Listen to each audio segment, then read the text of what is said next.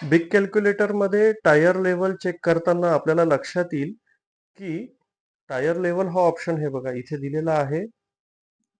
आपण जर व्यवस्थित कॅल्क्युलेटर ओपन केलं तर years, week, date, deposit, big balance, passive profit आणि पॅसिव्ह प्रॉफिटच्या शेजारी आपल्याला लक्षात येईल इथे टायर लेवल लिहिलेले आहे. आता टायर लेवल आपले किती आहेत तर 1 to 5 पर्यंतचे टायर लेवल आहे. गेल्या व्हिडिओमध्ये आपण पर्सेंटेज ऑफ प्रॉफिट शेअरिंग बघितलं 3 to 5%. टायर लेवल मध्ये बघा, टायर लेवल 1 कुठे संपली? टायर लेवल 1 संपते साधारणपणे $500 आपले पूर्ण झाल्यानंतर मग टायर लेवल सेकंड चालू होते. हे बघा इथे आपल्याला लक्षात येईल. ओके. टायर लेवल 2 संपल्यानंतर आपल्याला टायर लेवल 3 इथे लक्षात येईल बघा. टायर लेवल 3 किती $1000 पुढे टायर लेवल 3. ओके.